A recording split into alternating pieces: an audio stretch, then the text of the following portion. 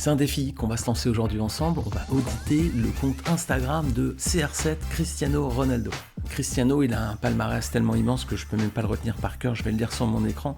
C'est 5 ballons d'or, 5 Ligues des Champions, 1 Euro en 2016 avec le Portugal, 3 Super Coupes de l'UEFA, 3 Première Ligue, 2 Liga, 2 Super Coupes d'Italie et 3 Community Shield. Bon, je m'arrête là, c'est trop, il y en a trop. C'est un super champion. Mais il n'est pas seulement bon sur les terrains sportifs, il est aussi bon sur le terrain des social media. Ronaldo en 2024 a franchi la barre du milliard de followers. Donc Cristiano Ronaldo, c'est la personnalité la plus suivie au monde sur les réseaux sociaux. On est là sur du people XXL. Alors je vous invite dans cette vidéo à regarder un petit peu son compte Instagram. L'idée c'est de voir un peu les bonnes pratiques qu'on peut en retirer. Alors c'est pas parce qu'on va suivre tout ça qu'on va se transformer en influenceur XXL nous aussi, mais ça va nous permettre de voir un petit peu comment il gère sa communication. Parce que derrière Cristiano, il y a évidemment des communicants, il y a des agences, c'est pas lui qui pilote tout seul à mon avis. On va regarder un petit peu la stratégie qu'a employée.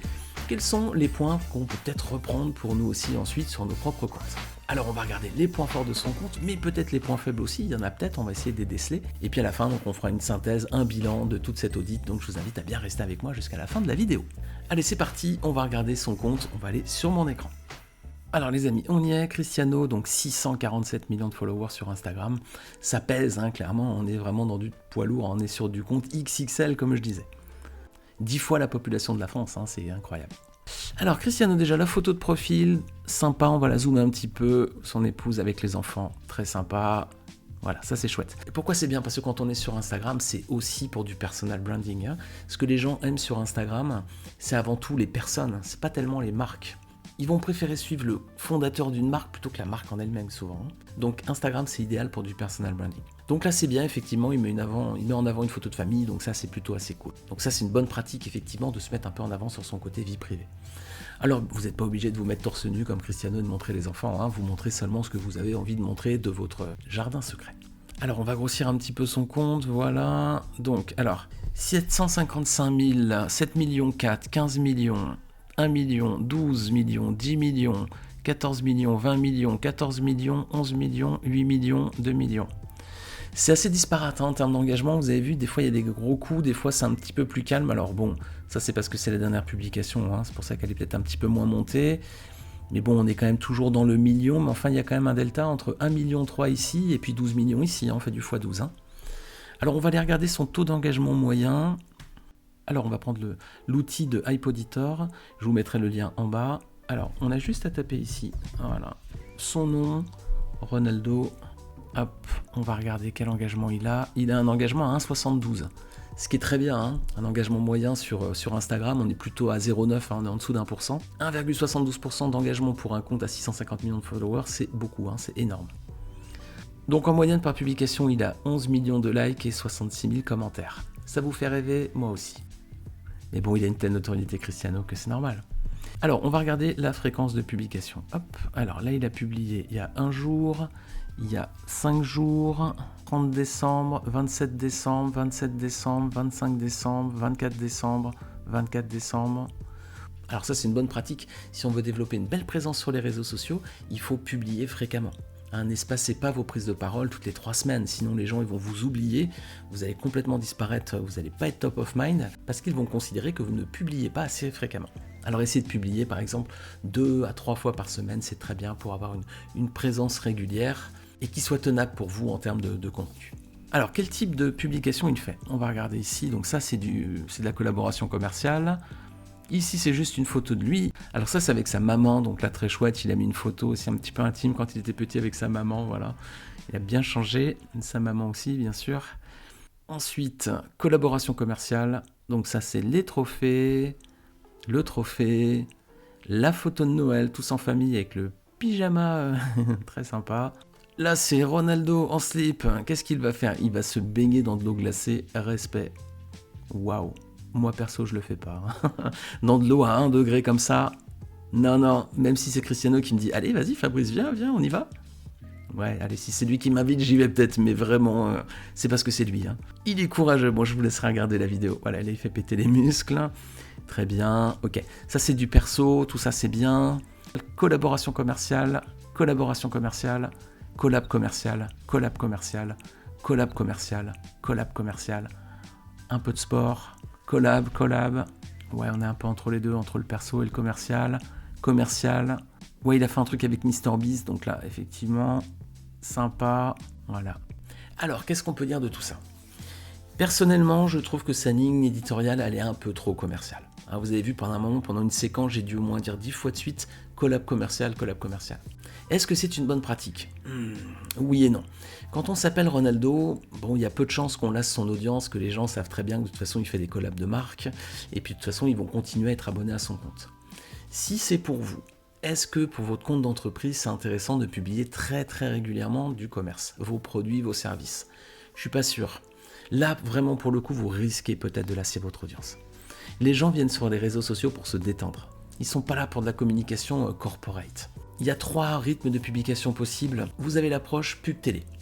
La pub à la télé, c'est 75% du temps de programme et 25% les pubs. Ça peut être une bonne répartition pour vous. Sur 4 posts, il y en a 3, c'est de la création de valeur, c'est ce que vous apportez aux autres. Et puis il y en a un, c'est pour dire, n'oubliez pas de m'acheter mes trucs. La deuxième, c'est la répartition 50-50. Vous faites 50% produit, 50% création de valeur. C'est déjà un petit peu plus agressif commercialement, mais ça peut peut-être encore passer. Alors tout dépend de votre entreprise, de votre audience, de vos thématiques. Voilà, ça peut être une approche un petit peu plus au forceps. La troisième approche, on est plutôt dans le 20-80 ou dans le 10-90. 80 ou 90% des publications, c'est de la création de valeur, et 10 à 20%, c'est de la pub, c'est vos produits. C'est un meilleur équilibre que d'être peut-être trop agressif comme Ronaldo. Ronaldo, on a l'impression qu'il fait du 20-80, mais lui, c'est plutôt 20% de création de valeur et 80% de pub, quoi. Peut-être un peu trop. Lui, ça passe parce que c'est lui. Si c'est Dwayne Johnson, ça va passer aussi. Si c'est votre marque ou la mienne, l'audience vous laissera peut-être pas passer, quoi. Donc quand vous répartissez vos contenus, placez le curseur où vous pensez que c'est le plus adapté, mais une répartition en 75-25 comme la pub télé, ça peut être plutôt pas mal. On va regarder d'ailleurs l'impact sur l'engagement. Regardez ici, bon, c'est la dernière, on ne va pas la prendre en compte parce que c'est la plus récente, donc c'est normal qu'elle monte un peu moins. Ça, c'est une photo perso, elle a 7,4 millions. Maman, 15 millions. La collab, 1,3 million. Vous voyez, c'est 15 fois moins que la photo avec sa maman. Le trophée, 12 millions. Vous avez vu le delta, x 12. 10 millions quand il court. La photo de Noël, 14 millions. Ronaldo qui se baigne dans l'eau glacée, c'est 20 millions. Les pectoraux et les abdos, c'est 14 millions. Ici, sur le traîneau, 11 millions. Avec son enfant, 8 millions. Et la collab commerciale, on est à 2 millions. Collab commerciale, 7 millions. Collab, 1 million. Collab, 1 million. Vous avez vu, c'est assez clair. Dès que c'est une collab, ça monte beaucoup moins, quoi. Par contre, voilà, dès qu'on est sur du truc un peu perso, voilà, non, MrBeast, évidemment. Et encore, je pensais qu'il aurait fait plus. MrBeast, 12 millions, c'est bien, mais c'est pas non plus... 17 millions, là, c'est un peu mieux. Regardez, la MrBeast, 17 millions. La collab, 1 million. Et on va regarder quand il est dans le sauna, 10 millions, quoi, 9-8. Voilà, là, dans la pause, 10 millions, 8 millions, voilà. Vous avez vu l'impact sur l'engagement tout de suite. Dès que c'est de la collab commerciale, on est à 1 million. Et dès qu'on est sur du perso, on est à plus de 10 millions, quoi. Vous avez vu ? Donc, vous aussi, pour votre compte Instagram, attention, vos produits, ne saturez pas votre audience. Déjà, vous allez avoir beaucoup moins d'engagement. Et ça, c'est pas très grave au final, mais c'est surtout que c'est pas ce que le public attend. Voyez, s'il vient sur Instagram, c'est pour se divertir. Donc pourquoi peut-être ne pas parler de vos produits et services, mais d'une façon un petit peu moins business, et de l'amener un peu d'une autre façon. Alors ça ne veut pas dire mettre des petits chatons forcément, mais ça peut être sur une autre approche, une approche création de valeur. Vous créez de la valeur, puis à la fin vous dites, si vous voulez aller plus loin, on a cette solution pour vous. Mais si vous avez une approche directement produit comme ça, vous avez vu l'impact sur la ligne éditoriale de Ronaldo, tout de suite c'est l'engagement, boum, x10, c'est 10 fois moins. Alors on va regarder sa bio. Alors il dit, subscribe to my YouTube channel, très bien. Mais il n'y a pas de lien vers son YouTube channel. Là, c'est un peu bizarre. On pourrait se dire, ah bon, d'accord, mais tu me dis d'aller sur ton channel YouTube et ici, tu mets un compte de marque, ça n'a rien à voir. Ah, c'est quoi ? C'est un bug de l'agence de com, là, à mon avis, ils sont passés à côté parce que c'est pas cohérent, quoi. En plus, quand on a un compte pro comme Ronaldo, on peut mettre plusieurs liens. Donc, il y avait matière à rajouter aussi le lien de YouTube. Donc, sa bio...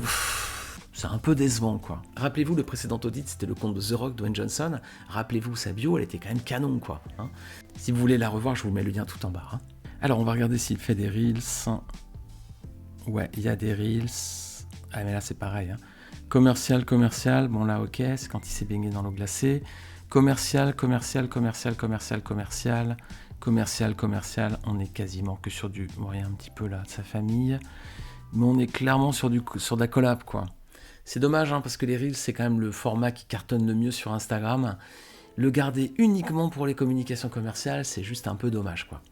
Bon, Ronaldo, ok, c'est une personnalité publique, c'est aussi une marque, hein, pas de problème.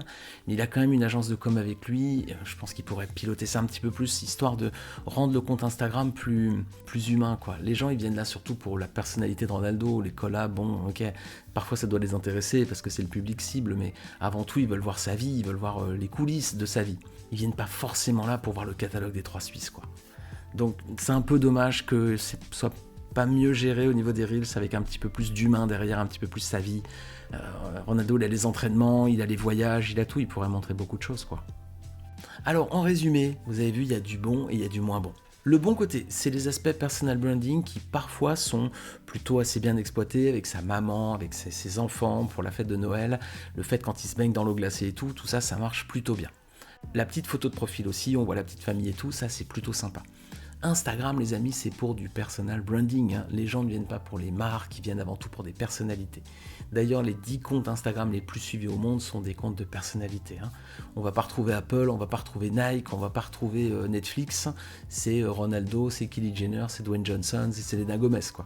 Les gens viennent avant tout pour les personnalités. Donc attention, votre compte Instagram, ne sursaturez pas de communication produit. Ronaldo peut encore se le permettre, mais enfin, vous voyez, des fois, il flirte un petit peu avec la saturation commerciale quand même. Bon point aussi sur la fréquence de publication, hein, c'est bien de publier très régulièrement, très fréquemment, ça permet de nourrir l'algorithme, ça permet d'échanger avec la communauté, ça permet d'occuper le terrain, d'avoir une présence régulière, comme ça les gens ne vous oublient pas.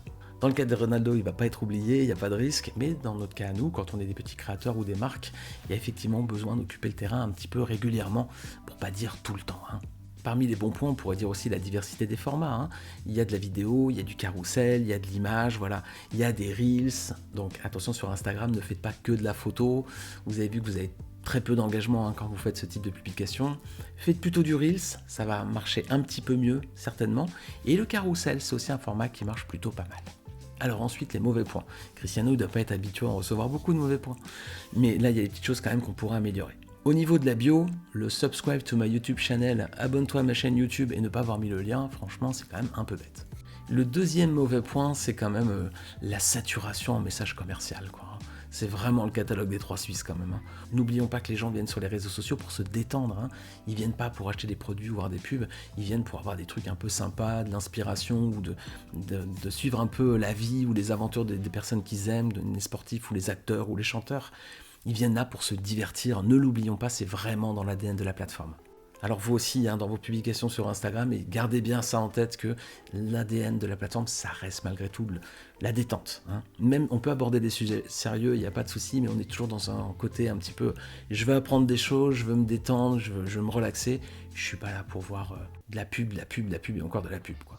Voilà les amis, j'espère que cet audit, cette analyse vous a été utile. Donc c'est toujours intéressant d'auditer ce genre de compte parce que c'est piloté par des très grosses agences de communication et ça nous permet de regarder des points forts qu'on peut ensuite reproduire ou des failles qu'on peut ensuite corriger si on a les mêmes sur notre propre compte. Alors si vous aimeriez avoir aussi votre audit de vos réseaux sociaux, si vous aimeriez avoir un avis extérieur que je regarde et que je vous dise les bons points, les mauvais points, qu'est-ce qui va pas. Eh bien c'est quelque chose que je peux vous proposer. Vous avez un lien qui est juste en bas. Je propose de faire un audit personnalisé de vos réseaux sociaux. Et je vais faire comme avec Cristiano. Je vais aller regarder dans le détail ce que vous faites. Je vais aller noter tout ce qui est bien. On va mettre en avant un petit peu l'emphase sur tous les points positifs de votre présence. Et puis surtout ce qui est intéressant, c'est qu'on ira chercher les points de correction, les points d'amélioration. Et ça va vous permettre de faire passer vos réseaux sociaux à la vitesse supérieure. Si vous êtes intéressé, cliquez sur le lien tout en bas. Ensuite, vous recevez un questionnaire où vous allez mettre des informations sur votre présence social média avec le nom de vos comptes, avec les adresses. Et sous une semaine environ, je vous fais parvenir votre audit personnalisé. C'est un audit en vidéo, un petit peu comme je le fais aujourd'hui, où je vous décrypte toute votre présence et je vous note bien tous les éléments positifs et négatifs. Et en complément, je vous remets votre feuille de route personnalisée. Vous avez en synthèse la liste des points forts et des points corrigés sur vos comptes. Et vous avez un plan d'action clair, étape par étape, pour avoir des réseaux sociaux qui cartonnent rapidement et facilement. Je vous laisse cliquer sur le lien qui est tout en bas. À très vite!